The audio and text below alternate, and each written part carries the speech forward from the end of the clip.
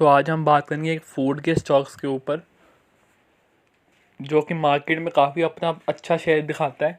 काफ़ी market share है उस कंपनी के पास। और फूड के अंदर जो कैटेगरी है स्नैक्स जो हो गए, तो उसके अंदर काफ़ी टॉप की जो 10 कंपनीज में आने वाला वो कंपनी का प्रोडक्ट है और मार्केट में लिस्टेड भी है साथ में। जैसे बाकी कंपनियाँ हो गई जो हल्दीराम का, कंपनी लिस्टेड नहीं है मार्केट में, पर वो कंपनी मार्केट में लिस्टेड भी है और उसकी ग्रोथ भी काफ़ी अच्छी है। और पेंडेमिक के टाइम पे भी कोई इतना शेयर क्रैश नहीं हुआ, शेयर की सेल्स क्रैश नहीं हुई हैं और शेयर्स की प्रमोटर होल्डिंग सब कुछ काफ़ी बेस्ट शेयर है। और आज हम उसके ऊपर पूरी डिटेल में एनालाइज करेंगे कि कंपनी कैसी है और हमें उसमें करना क्या चाहिए। चलते हैं सीधा कंपनी के ऊपर। तो सबसे पहले हम आ गए कंपनी के चार्ट के ऊपर। तो कंपनी का जो चार्ट है वो काफ़ी अच्छा देखने को मिल रहा है। एक दिन का 5 डेज़ का भी हर ग्रीन में ही है, 1 मंथ का भी ग्रीन में, 6 मंथ का भी ग्रीन में ही है और 1 ईयर का भी कंपनी का जो शेयर प्राइस वो ग्रीन में ही है। अब एक बार सीधा मैक्स देख लेंगे। तो मैक्स जो कंपनी का चार्ट पैटर्न है वो शुरू होता है 2016 30 दिसंबर से, जो कि अभी भी चल रहा है। तो 4 साल हुए हैं कंपनी को मार्केट में लिस्ट हुए, तो 4 साल पूरे हो रहेंगे दिसंबर को कंपनी में। कंपनी का जो अभी तक का हाई हमें देखने को मिल रहा है इस चार्ट के ऊपर, तो वो कोई 400 के करीब का लेवल मिल रहा है। तो 400 के करीब कंपनी ने अभी टच नहीं किया है। जब कंपनी 400 के पास आई है, कंपनी के अंदर दोबारा से फॉल हुआ है, तो जो मेजर स्पॉट लेवल कंपनी का हो जाता है तो वो 400 का आ जाता है।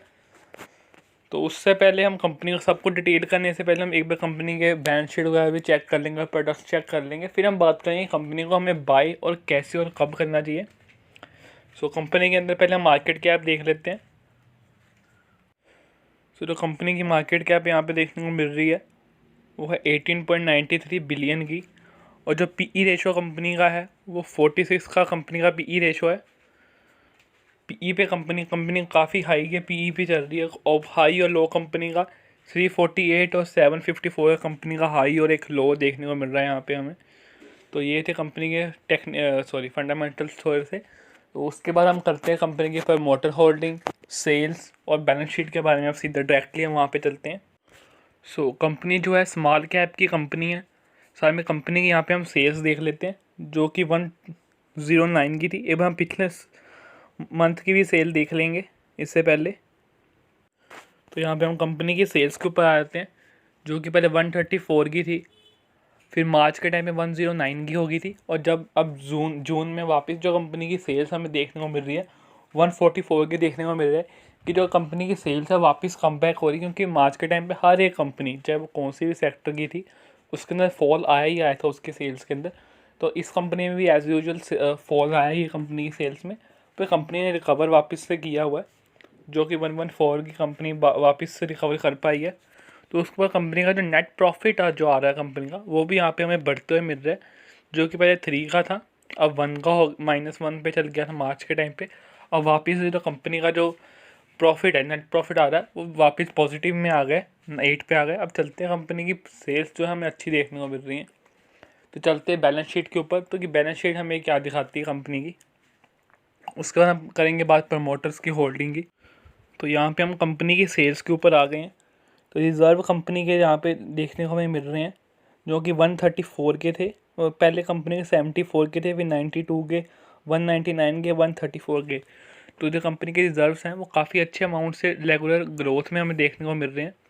और अब चलते हैं कंपनी के डेट के ऊपर। तो कंपनी का डेट ऑब्वियसली है यहाँ पे देखने को मिल रहा है, पर सबसे अच्छी बात है वापस जो कंपनी का डेट है वो कम हो रहा है। तो जो कि पहले 84 का था, 86 का हुआ उसके बाद, तो जो कम था वो बढ़ गया, अब 86 से 87 का हो गया। अब वापस जो कंपनी का डेट था वो 82 के करीब हो गया। तो जो कि अपने पिछले 2 से 3 मंथ्स के करीब जो हमें देखने को मिल रहा है तो वो काफ़ी कम है। तीन महीने पहले कंपनी का जो, तो पिछले 3 महीने का जो कंपनी का डेट था वहाँ से कंपनी अपने डेट से जो पहले 84 का था 3 महीने पहले, अब 82 का हो गया। तो ये एक अच्छी बात है, 3 महीने पहले जो डेट था उससे भी कम पे आ गया कंपनी का डेट। तो ये एक अच्छी बात है। पर ओवरऑल देखा जाए पिछले मार्च का, तो 3 साल पहले का जो कंपनी का डेट था 84 से, उसी के करीब, उससे से भी कम हो गया कंपनी का जो डेट। काफ़ी अच्छी बात हमें यहाँ पे देखने को मिलती है। उसके बाद एक जो कंपनी के अंदर नेगेटिव पॉइंट है वो है कंपनी का कैश एंड बैंक बैलेंस जो कि पहले 33 का था, तो पहले 34 का था, वो अब 33 के करीब पहुंच गया। तो cash and bank balance company का जो है वो गिरते हुए देखने को मिल रहा है। और हम एक पॉइंट को हम यहाँ पे नोटिस करते हैं कि जो डेट होता है हमेशा वो कंपनी की कैश रिजर्व से आधा ही हमेशा होना चाहिए। पर इस केस में जो कंपनी के कैश रिजर्व से जो कंपनी का डेट है वो डबल से भी थोड़ा सा ज़्यादा है। तो ये एक नेगेटिव पॉइंट यहाँ पे कंपनी की हो जाती है। तो सेल्स कंपनी की अच्छी थी, पर रिजर्व भी कंपनी के अच्छे थे, डेट भी कंपनी का कम हो रहा था। पर यहाँ पे कैश एंड बैंक बैलेंस में थोड़ी सी प्रॉब्लम है हमें कंपनी की। तो अब चलते हैं आगे। तो यहाँ पे हम आए थे कंपनी के प्रमोटर्स की होल्डिंग्स के ऊपर, तो जो कि पहले 73 की थी, 73.95 की, जो कि बढ़ के हो गई है, सॉरी कम हो गई है 73.91 की। तो कुछ पॉइंट से कंपनी के जो प्रमोटर्स की होल्डिंग है वो हमें गिरते हुए देखने को मिल रही है। और जो FIS का डाटा है, सॉरी DIS का जो डाटा है कंपनी में, वो 6.7 का देखने को मिल रहा है, जो कि यहाँ पे बढ़ता हुआ मिल रहा है। और म्यूचुअल फंड्स भी इस कंपनी के अंदर जो होल्डिंग्स हैं वो भी यहाँ पे बढ़ती हुई मिल रही हैं, और अदर DIS की होल्डिंग्स यहाँ पे कंपनी की बढ़ती हुई मिल रही हैं।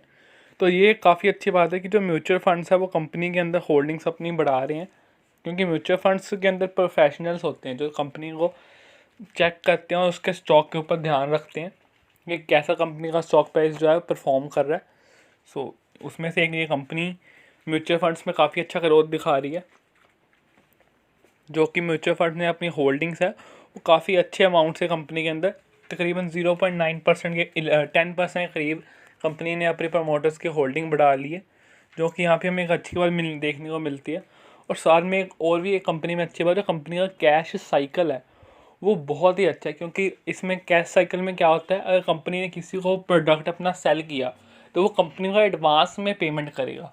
ये कंपनी में काफ़ी अच्छी बात है। इससे कंपनी का जो डेट होता है वो काफ़ी हद तक कम हो सकता है, क्योंकि कंपनी अगर किसी को माल बेचा है तो उससे कंपनी ने पैसे लेने हैं तो वो कंपनी पहले ही ले लेती है।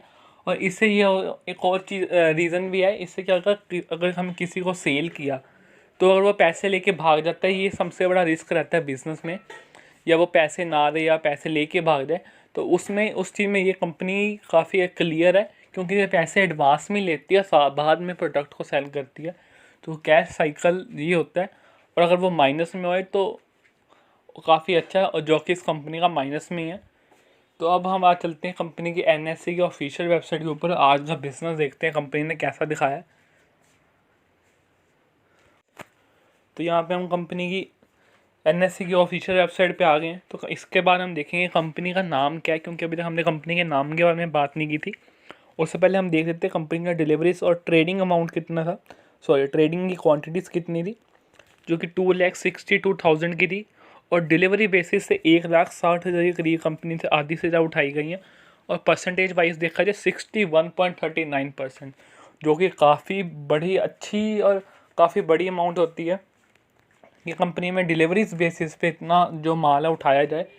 कंपनी काफ़ी अच्छी है, तभी काफ़ी सारे लोग इस कंपनी में बुलिश हैं इसको ख़रीदने के लिए, क्योंकि कंपनी वैसे भी बिज़नेस काफ़ी अच्छा कर रही है। तो अब चलते हैं भाई कंपनी का नाम देख लेते हैं, उससे काफ़ी शायद लोगों को पता चल जाए कि कंपनी है कैसी। तो यहाँ पे हम कंपनी का नाम देख लेते हैं, DFM फूड्स। सो ये कंपनी काम क्या करती है उस पर भी हम बात करेंगे। तो कंपनी एक बार हाई लो हम चेक कर लेते हैं। तो 154 का कंपनी का लो था, जो कि काफ़ी अच्छी जल्दी से टाइम से कवर कर गया, जो कि 378, और कंपनी इस टाइम अपनी हाई के करीब ही चल रही है। तो यहाँ पे हाई कंपनी का लिखा हुआ 378, तो 376 का कंपनी का यहाँ पे आज का अमाउंट चल रहा है। और 9 सितंबर को ही, आज 14 है, तो 9 सितंबर कुछ 5 दिन पहले कंपनी ने अपना हाई भी ब्रेक किया था। तो अब एक बार कंपनी के प्रोडक्ट्स देख लेते हैं। तो कंपनी स्नैक्स से रिलेटेड काम करती है, तो एक बार प्रोडक्ट्स चेक करेंगे, फिर एंड में हम करेंगे बात कि इस कंपनी को हमें ख़रीदना कब चाहिए, क्योंकि ये कोई सही लेवल नहीं है कंपनी के ख़रीदने का। तो इसके लेवल्स पे बात करेंगे आज। तो ये हम कंपनी के प्रोडक्ट्स के ऊपर आ गए हैं। तो कंपनी का सबसे ज़्यादा पॉपुलर फूड स्नैक है, उसका नाम है क्रैक्स।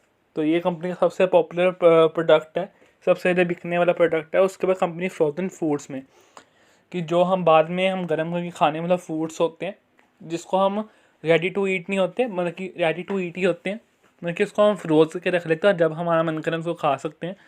तो उस कैटेगरी में भी कंपनी काम करती है, जो कि फ्यूचर के पर्पस से काफ़ी अच्छा है, क्योंकि फ्रोज़न फूड की जो मार्केट है वो काफ़ी रैपिडली ग्रो कर रही है इस टाइम पे।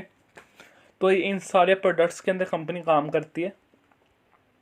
सो अकेला कंपनी स्नैक्स के अंदर ही काम नहीं करती, काफ़ी सारी और चीज़ें भी हैं। कंपनी फूड्स के अंदर, स्वीट्स के अंदर भी कंपनी साथ में अपना काम करती थी। काफ़ी लीडिंग कंपनी है।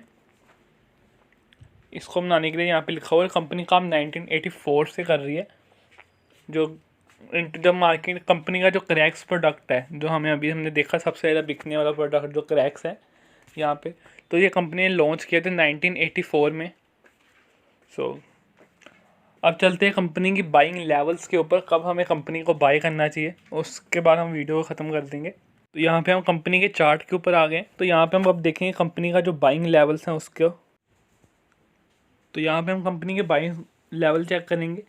तो सबसे जो कम कंपनी का जो लेवल है यहाँ पे देखने को हमें जो मिल रहा है, जो कि 400 का है। इसके ऊपर कंपनी ने अभी तक रिकवरी नहीं दी है। तो जब कंपनी का जो लेवल है वो 400 को जैसे ही टच कर जाएगा, मतलब जब 400 को टच कर जाएगा और 420 या 410 तक कंपनी का जो प्राइस है पहुँच जाएगा, उसका हम चेक करेंगे कंपनी के अंदर वॉल्यूम्स कितनी आ रही है। उसके वॉल्यूम के हिसाब से अगर वॉल्यूम ठीक ठाक आ रही है कंपनी में और रेसिस्ट कर रहा है कंपनी, वहाँ पे काफ़ी देर तक वहाँ पे ठहर रही है, तो वहाँ पे रेसिस्टेंट लेवल बन जाएगा कंपनी का। और उसके बाद कंपनी का जो रनअप होगा काफ़ी अच्छा हमें देखने को मिलेगा। अगर कंपनी का उसके बाद कंपनी का चार्ट है वो कंसोलिडेट कर रहा है, जितनी देर तक कंपनी का चार्ट जो कंसोलिडेट कर रहा है वो हमारा टाइम पीरियड होगा कंपनी को बाय करने का, क्योंकि कंसोलिडेशन के बाद जो कंपनी है वो काफ़ी अच्छा रिटर्न देती है। सो जैसे कंपनी का लेवल 400 के पास पहुंचेगा तब हम थोड़ा थोड़ा करके खरीदेंगे। टू 420 या 25 तक कंपनी को हम बाय करेंगे और उसके बाद 30-40% का जो कंपनी का प्रॉफिट है हम उसके कंसोलिडेशन को देख के उसका हम प्रॉफिट को डिसाइड करेंगे कितना प्रॉफिट हमें रखना है। सो जैसे कंपनी का लेवल 400 का क्रॉस करेगा तब हम कंपनी को ख़रीदेंगे, क्योंकि ये टाइम नहीं है कंपनी का, क्योंकि 376 कंपनी का हाई पे चल रहा है अभी तक। तो जब तक ये अपने 400 को क्रॉस नहीं करती, क्योंकि कंपनी काफ़ी 2 से 3 बार कंपनी 400 के पास आ चुकी है और उसके ऊपर टिक नहीं पाई। जैसे ही 400 क्रॉस होएगी हम तब इस कंपनी को ख़रीदेंगे। और शेयर ये थी मेरी स्टडी, मैं इस कंपनी को कब ख़रीदूँगा। और अपनी स्टडी उस हमेशा कुछ भी ख़रीदने से पहले अपनी स्टडी ज़रूर करें और अपने फाइनेंशियल एडवाइज़र की एडवाइस ज़रूर लें। So thank you for watching this video. Good bye.